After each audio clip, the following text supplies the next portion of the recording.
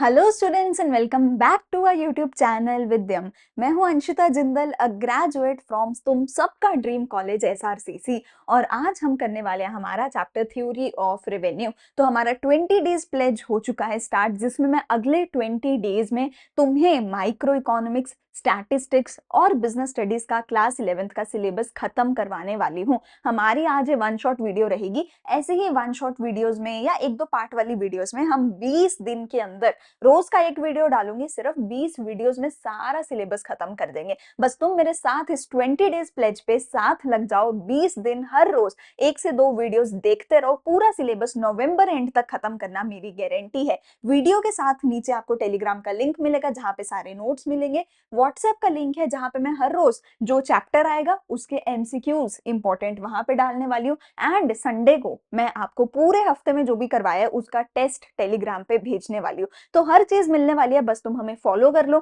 Channel को subscribe कर दो, लाइक एंड शेयर कर दो वीडियो को, और हमारे 20 डेज प्लेज पे हमारे साथ साथ चलते रहो। जल्दी से वीडियो को करते हैं स्टार्ट। चैप्टर है हमारा थ्योरी ऑफ रेवेन्यू। इसके पीछे वाला सारा माइक्रो इकोनॉमिक्स हम कर चुके हैं। अगर वो देखना है तो नीचे प्लेलिस्ट का लिंक है, वहां से सारे चैप्टर्स आपको मिल जाएंगे। ठीक है, अगर आपने अभी तक जो है ये वाला यूनिट शुरू नहीं किया है बेटा, तो फिर सबसे पहले एक काम करना, ये वीडियो तो सुन ही लो, इसके साथ साथ प्रोडक्शन फंक्शन वाली और कॉस्ट वाली वीडियोस को जो है कंप्लीट कर लो। ये दो चैप्टर्स कंप्लीट करने के बाद आप रेवेन्यू वाला चैप्टर अगर करोगे ना, मतलब ऐसे लगेगा कि भाई ये तो चुटकी में हो गया। ये one of the easiest chapters है आपकी पूरी बुक का। ठीक है, चलो जल्दी से करते हैं इसको स्टार्ट। रेवेन्यू का मतलब क्या है? रेवेन्यू का मतलब है कितना पैसा एक प्रोड्यूसर ने कमाया है। ठीक है बेटा, हम जो भी ये पूरा यूनिट पढ़ रहे हैं ये प्रोड्यूसर के पर्सपेक्टिव से पढ़ रहे हैं। पहले हमने पढ़ा प्रोडक्शन फंक्शन, जिसमें हमने ये पढ़ा कि प्रोड्यूसर कितना इनपुट लगाता है और कितना आउटपुट निकालता है। उसमें हमने सिर्फ क्वांटिटी की बात करी थी। फिर हमने बोला कि भैया जो भी इनपुट लगाता है ना प्रोड्यूसर, उसकी कॉस्ट कितनी लगती है प्रोड्यूसर को, ये भी पढ़ लिया। अब हम पढ़ेंगे कि जो भी आउटपुट निकालता है ना प्रोड्यूसर, ये इनपुट लगाया उससे आउटपुट निकला, जो भी आउटपुट निकला उससे कितना पैसा कमाया प्रोड्यूसर ने। रेवेन्यू का मतलब तुम्हारा प्रॉफिट नहीं होता। रेवेन्यू का मतलब होता है कि जो भी तुम्हारा आउटपुट तुमने प्रोड्यूस किया, उस आउटपुट को तुम मार्केट में जाके सेल करोगे। मार्केट में जाके सेल करके जितना भी टोटल पैसा तुमने कमाया वो तुम्हारा रेवेन्यू है। इसमें से जब तुम कॉस्ट माइनस करते हो फिर प्रॉफिट निकलता है। अभी मैं क्या कह रही हूँ, मार्केट में जाके सेल करके जितना भी टोटल अमाउंट तुमने, टोटल पैसा जितना भी तुम्हें मिला सामान बेच के, वो तुम्हारा रेवेन्यू है। ठीक है, इस टोटल अमाउंट में से, या मैं बोलूं रेवेन्यू में से, जब मैं कॉस्ट को माइनस कर देती हूँ फिर हमारा प्रॉफिट निकलता है। So revenue is not equal to profit. Revenue का मतलब है कि जितना सामान बेचा, टोटल कितना पैसा तुम्हें मिला सारा सामान बेच के, दैट्स इट। तो अगर तुमने 10,000 यूनिट बेचे और 10 रुपए एक यूनिट का प्राइस था, तो तुमने टोटल कितना रेवेन्यू कमाया? 1,00,000 रुपए। सो सिंपली हमारा जो रेवेन्यू है उसका फॉर्मूला क्या होता है? जितनी क्वांटिटी बेची multiply by price per unit, ये मेरा होता है रेवेन्यू का फॉर्मूला। और रेवेन्यू हमारा प्रॉफिट के बराबर नहीं होता है। आई होप ये सब क्लियर हो गया होगा। तो आओ मेरे साथ डेफिनेशन पढ़ो। रेवेन्यू की डेफिनेशन क्या है? Revenue refers to the payments, पढ़ो मेरे साथ, refers to the payments received by an entrepreneur from the sale of the goods produced। जो भी सामान प्रोड्यूस किया उसकी सेल से जितना भी टोटल अमाउंट मिला। ठीक है, तो टोटल रेवेन्यू कैसे निकलता है? कितना यूनिट सेल किया multiply by price of each unit. तो 500 यानी कि 5 यानी कि price into quantity equal to मेरा रेवेन्यू। ठीक है, रेवेन्यू 3 तरीके के हो सकते हैं, टोटल, एवरेज और मार्जिनल। वही सेम चीज है जो पहले पढ़ते आ रहे हो, total, average, marginal. TPAP MP पढ़ लिया, total product, average product, marginal product. TC AC MC पढ़ लिया, total cost, average cost, marginal cost. Similarly TR AR MR पढ़ेंगे, टोटल, एवरेज, मार्जिनल, रेवेन्यू। ठीक है ना?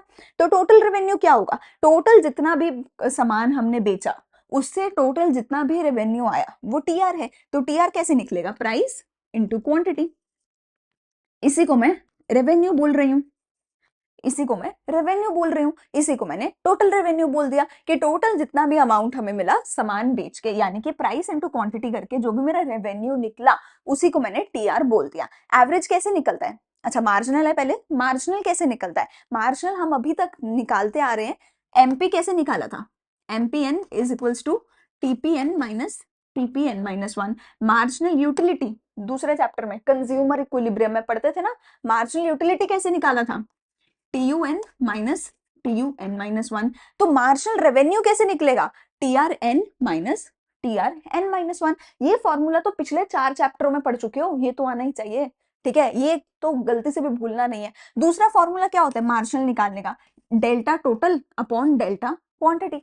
जो भी टोटल वाली चीज है, टोटल प्रोडक्ट हो एमपी के केस में, टोटल कॉस्ट हो एमसी के केस में, ठीक है ना, हमारे केस में रेवेन्यू है तो total revenue upon total quantity. लेकिन डेल्टा कितना रेवेन्यू में चेंज आया, कितना क्वांटिटी में चेंज आया, इन दोनों को डिवाइड करोगे तो भी एमआर निकल सकता है, ठीक है। Change in the total revenue resulting from a unit change in the output. Output में एक यूनिट चेंज आने की वजह से रेवेन्यू में कितना चेंज आया वो भी एमआर है, या रेवेन्यू को माइनस करते जाओ तो भी एमआर निकल जाएगा, ठीक है। अच्छा, अगर मैं एमआर को प्लस करती जाऊं तो टीआर निकलेगा। टीआर और कैसे निकलता होता है, सिग्मा एमआर, है ना। किसी भी चीज का टोटल कैसे निकलता है, मार्जिनल को प्लस करते जाओ तो टोटल निकल जाता है, ये भी करते आए हैं ना हम। एवरेज कैसे निकलता है, टोटल को नंबर ऑफ यूनिट से डिवाइड कर दो। ये तो आता है मीन हमारा निकालते हैं हम, एवरेज हम निकालते हैं कि टोटल जितना भी है उसको नंबर ऑफ यूनिट से डिवाइड कर दो, या क्वांटिटी है तो क्वांटिटी से डिवाइड कर दो तो एवरेज आ जाएगा। वो बेसिकली मेरा पर यूनिट निकल के आ जाता है ना। तो obtained by dividing revenue by the number of units sold, average revenue हमेशा प्राइस के बराबर होता है। एवरेज रेवेन्यू हमेशा प्राइस के बराबर होता है। कैसे, टोटल रेवेन्यू कैसे निकलता है, प्राइस इनटू क्वांटिटी करके, अभी बताया ना, अभी बताया टोटल रेवेन्यू कैसे निकलता है, प्राइस इनटू क्वांटिटी करके। अगर क्वांटिटी को इधर ले जाके डिवाइड कर दूं तो क्या बनेगा, total revenue upon quantity equal to price. और एवरेज रेवेन्यू का भी तो यही फॉर्मूला है, total revenue upon quantity. So average revenue हमेशा, हमेशा का मतलब हमेशा, ऑलवेज एवरेज रेवेन्यू हमेशा प्राइस के बराबर रहता है। So total revenue upon quantity, average revenue और price. In all possible cases always average revenue price के बराबर है, कभी भी ये अलग नहीं हो सकते हैं, ठीक है। दो अलग अलग हम केसेस पढ़ेंगे, इसलिए मैं बता रही हूँ कि कोई भी केस हो बराबर ही रहेगा। यहाँ पे मैंने एक दो न्यूमेरिकल डाले जो कि मैं टेलीग्राम पे पीडीएफ भेज दूंगी, आप सॉल्व कर सकते हो। वही सेम जो भी फॉर्मूलाज मैंने आपको बताए हैं, इन्हीं फॉर्मूलाज की मदद से ये न्यूमेरिकल आपने निकालने हैं। नीचे आंसर भी है, आंसर मत देखा करो, बिना आंसर देखे पहले सॉल्व किया करो, फिर उसके बाद आंसर चेक किया करो, ठीक है। चलो, अब मेरे पास दो अलग अलग केसेस आएंगे बेटा, जिसमें मैं टीआर, एआर, एमआर को पढ़ूंगी। कौन से दो केसेस आएंगे, दो तरीके की मार्केट्स आएंगी। एक मेरे पास होती है परफेक्ट कंपटीशन मार्केट, और दूसरी मेरे पास होती है इनपरफेक्ट कंपटीशन मार्केट।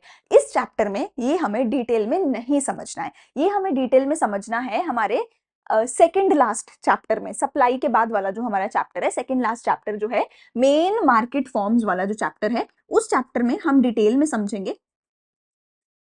इस चैप्टर में सेकंड लास्ट चैप्टर है, इसमें डिटेल में समझेंगे परफेक्ट कंपटीशन क्या है, इम्परफेक्ट कंपटीशन क्या है। अभी के लिए तुम्हें डिटेल में ये नहीं समझना, तो मैं नहीं समझा रही हूँ, उस वीडियो में डिटेल में समझाऊंगी। इतना समझ लो, दो तरीके की मार्केट्स होती हैं, perfect competition market, imperfect competition market.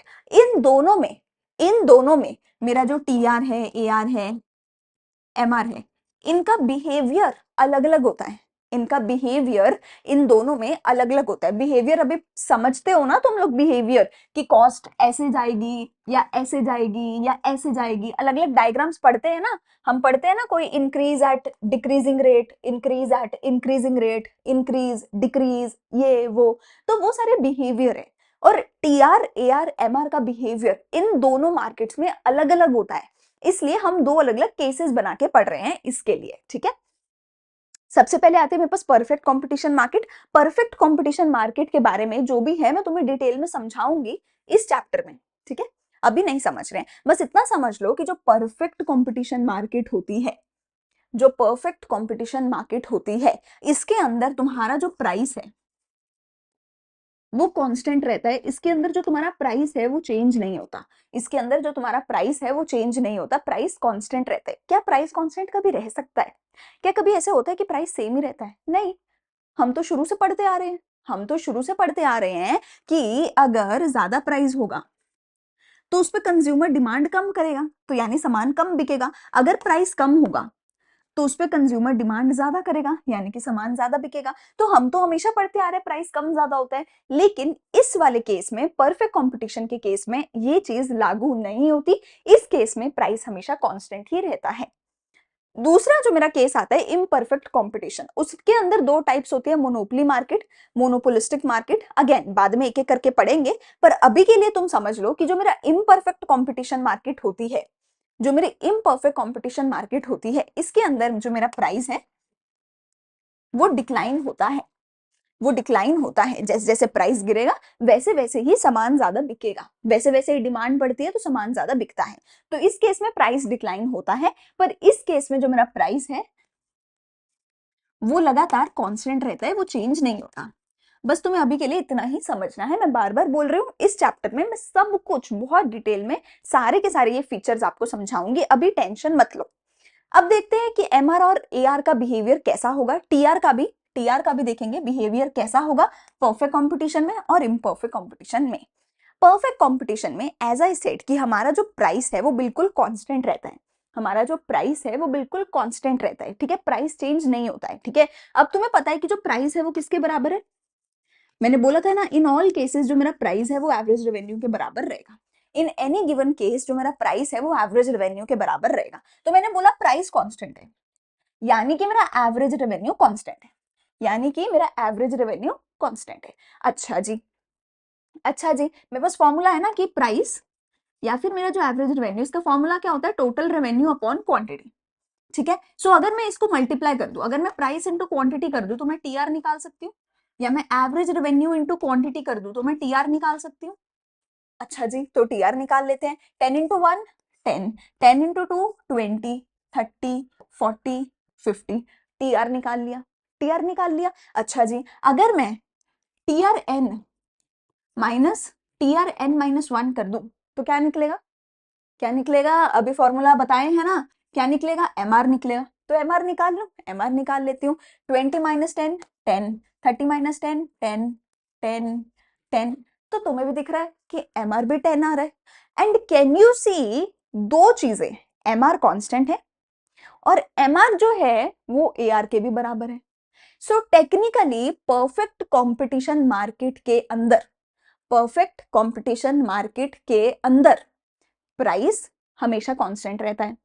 Price AR के बराबर होता है तो एआर भी हमेशा कांस्टेंट रहता है। एआर से मैंने टीआर निकाल लिया, टीआर से मैंने एमआर निकाल लिया, और एमआर जब निकाला तो पता चला एमआर भी कांस्टेंट है और एमआर भी प्राइस के या एआर के बराबर है। सो इसमें परफेक्ट कंपटीशन मार्केट में price is equal to AR is equal to MR, price is equal to AR, यहाँ पे इसको ऐसे लिख दो तुम, इन परफेक्ट कंपटीशन मार्केट, आजा भाई, price is equal to AR is equal to MR, और ये तीनों चीजें क्या हैं, एक straight line parallel to x axis. तीनों ही चीजें क्या है, एक straight line parallel to x axis, straight line parallel to x axis. I hope कोई डाउट इसमें नहीं होगा। अगर मैं टीआर का बनाऊं, अगर मैं टीआर बनाने जाऊं परफेक्ट कंपटीशन मार्केट में, टीआर कैसा है, 10 20 30 40 50। कैन यू सी जो मेरा टोटल रेवेन्यू है वो लगातार बढ़ रहा है, वो लगातार बढ़ रहा है, वो रुक नहीं रहा, वो डिक्लाइन नहीं हो रहा, कुछ नहीं हो रहा, वो लगातार बढ़ रहा है, और बढ़ रहा है सेम अमाउंट से, +10 +10 +10 +10। तो ये भी क्या है, एक स्ट्रेट लाइन ऊपर की तरफ जाती हुई। टीआर क्या होती है, एक स्ट्रेट लाइन ऊपर की तरफ जाती हुई, ठीक है। सो मेरी टोटल रेवेन्यू क्या है, एक स्ट्रेट लाइन ऊपर की तरफ जाती हुई जो लगातार ऊपर की तरफ जा रही है। एआर और एमआर क्या है, या प्राइस क्या है, वो है straight line parallel to x axis. So perfect competition market में अब हमें सब कुछ समझ आ गया कि परफेक्ट कंपटीशन मार्केट में एआर एमआर और प्राइस हमेशा कांस्टेंट रहते हैं, पैरेलल टू एक्स एक्सिस रहते हैं, और जो मेरा टीआर है वो लगातार ऊपर की तरफ जाता है एक स्ट्रेट लाइन में। सो हमारे पास यहाँ पे क्या रिलेशन हमें निकल के आया, क्या रिलेशन निकल के आया कि टीआर एक स्ट्रेट पॉजिटिव लाइन है जो कांस्टेंट रेट पे इंक्रीज होती है, एआर और एमआर जो है वो बराबर हैं, और क्योंकि प्राइस कांस्टेंट है तो ये भी कांस्टेंट रहते हैं, ठीक है। एआर कर्व जो है एक horizontal line parallel to x axis है, एमआर कर्व भी पैरेलल टू एक्स एक्सिस है, ये चीज तुम यहाँ से देख सकते हो, ठीक है। रिलेशन की अगर बात करें रिलेशन तो कुछ बताया नहीं, तो डेफिनेशन ही आपको बता रखी है, ये तो वही डेफिनेशन और वही फॉर्मूलाज है, ये चीज तुम देख सकते हो जो ऑलरेडी हमने पढ़ लिया है, ठीक है। तो ये हो गया हमारा relation between T R, A R, M R perfect competition market में। अब बात करते हैं इम्परफेक्ट कंपटीशन मार्केट की। इम्परफेक्ट कंपटीशन मार्केट में मैंने तुम्हें बोला है कि प्राइस लगातार डिक्लाइन होता रहता है। देखो बहुत सिंपल बात है, अगर एक प्रोड्यूसर चाहता है कि वो ज्यादा सामान बेचे, ज्यादा सामान तभी बिकेगा जब वो प्राइस कम करेगा। अगर मैं एक चीज खरीदूंगी 10 रुपए में, तो दो चीजें मैं 9 रुपए में ही तो खरीदूंगी। कंज्यूमर ज्यादा तभी खरीदेगा जब उसको सस्ती मिलेगी। तीन चीजें खरीदूंगी 8 रुपए में, चार चीजें खरीदूंगी 7 रुपए में, तो जैसे जैसे मैं अपनी क्वांटिटी बढ़ाऊंगी मुझे मेरा प्राइस कम करना पड़ेगा। तो can you see imperfect competition market में क्या होता है, with an increase in the quantity price keeps on decreasing, price keeps on decreasing.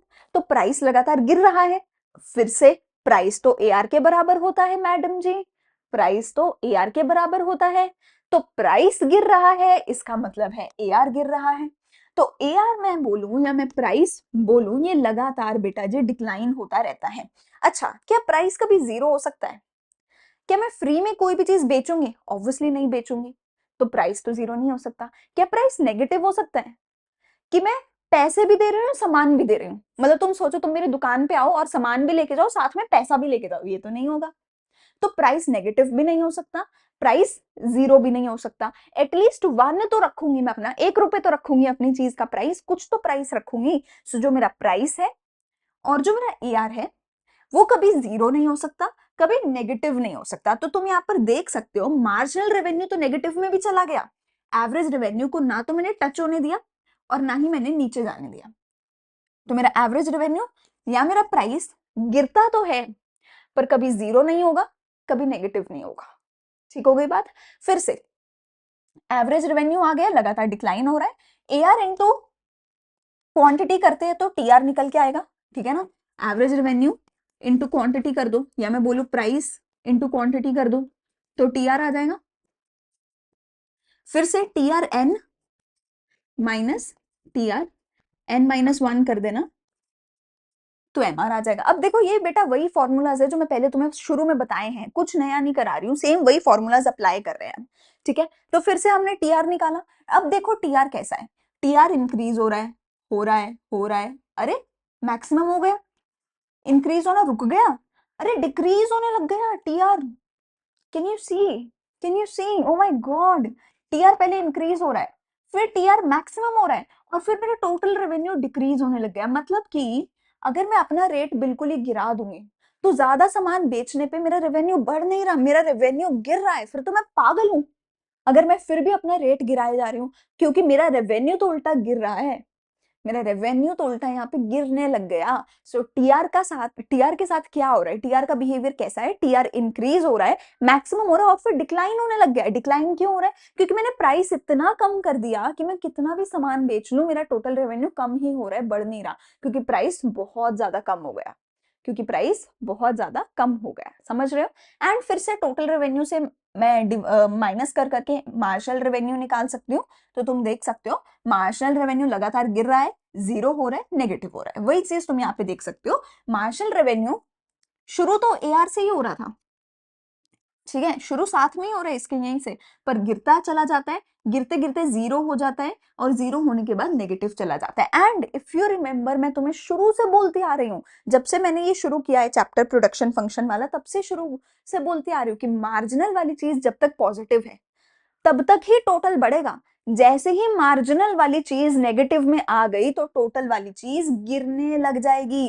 Can you सी, जब ये गिरने लगी तभी मार्जिनल नेगेटिव में आया, जब तक मार्जिनल पॉजिटिव था तब तक ये बढ़ रहा था, जब ये मैक्सिमम पे आया तो मार्जिनल जीरो पे आया। ये सेम वही रिलेशन है जो शुरू से पढ़ते आ रहे हैं, कुछ नया नहीं है, ठीक है। सो इसमें तुम देख सकते हो एक नेगेटिव रिलेशन है प्राइस का और डिमांड का। प्राइस कम होता जा रहा है तो डिमांड क्वांटिटी बढ़ती जा रही है, प्राइस कम होता जा रहा है, क्वांटिटी बढ़ती जा रही है, ठीक है।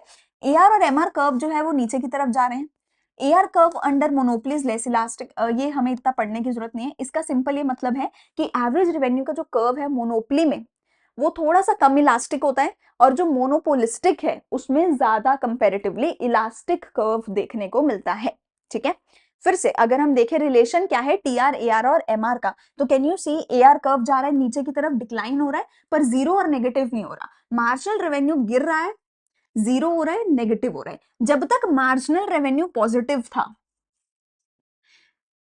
जब तक मार्जिनल रेवेन्यू पॉजिटिव था, देखो इसको मैं बड़ा कर देती हूँ, आजा भाई आजा, चलो यहाँ पे बड़ी स्क्रीन पे देख लो। जब तक मार्जिनल रेवेन्यू पॉजिटिव है इस पूरे एरिया में, इस लाइन से पहले पहले, तब तक टोटल रेवेन्यू बढ़ रहा है।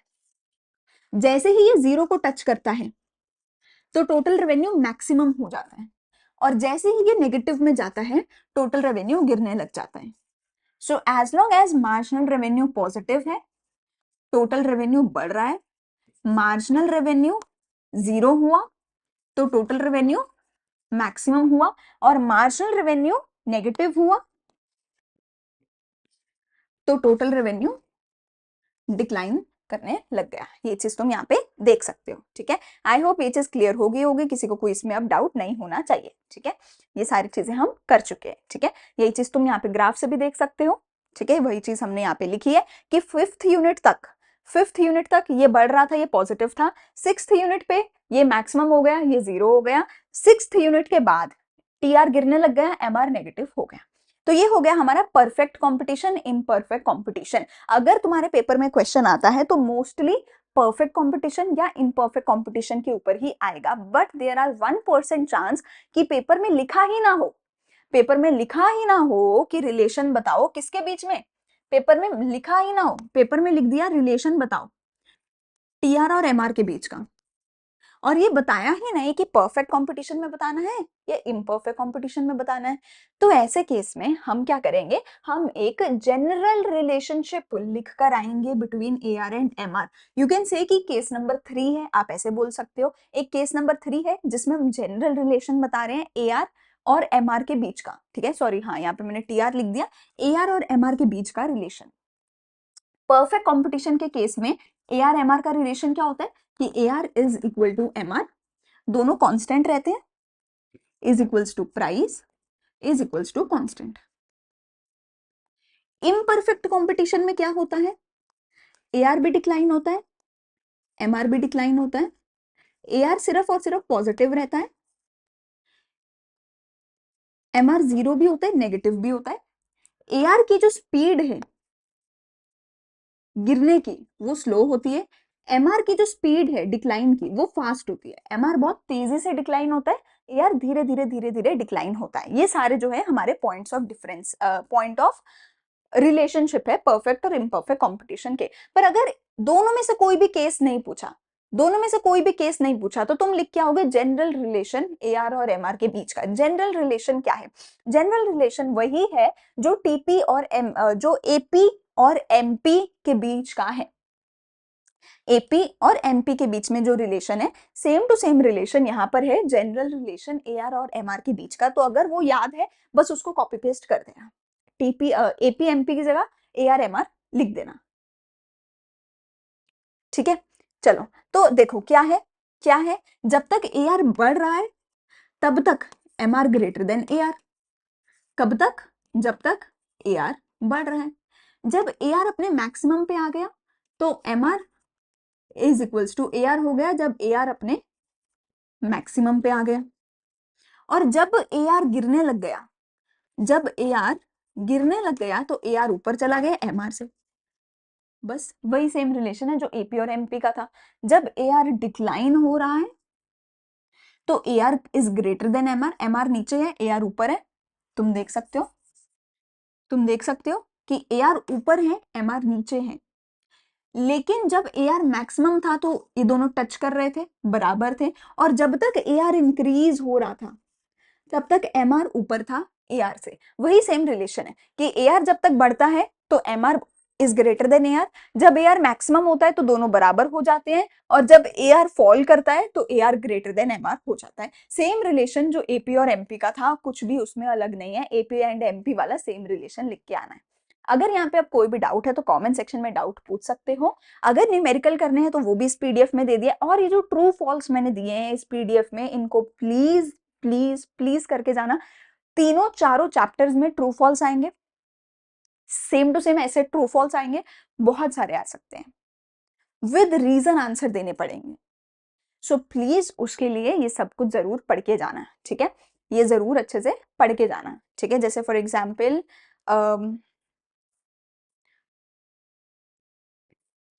जैसे कि यही देख सकते हो, when T R is maximum M R is also maximum. जब टी आर मैक्सिमम है तो एम आर मैक्सिमम होता है, नहीं, तब एम आर जीरो होता है, तो ये आंसर फॉल्स होना चाहिए। When M R is positive and constant, A R and T R will both increase at constant rate. अगर एम आर पॉजिटिव है और एम आर कॉन्स्टेंट है, एम आर कॉन्स्टेंट कब होता है, एम आर कॉन्स्टेंट कब होता है, एम आर कॉन्स्टेंट होता है परफेक्ट कॉम्पिटिशन में, इम्परफेक्ट कॉम्पिटिशन में तो कॉन्स्टेंट होता ही नहीं है।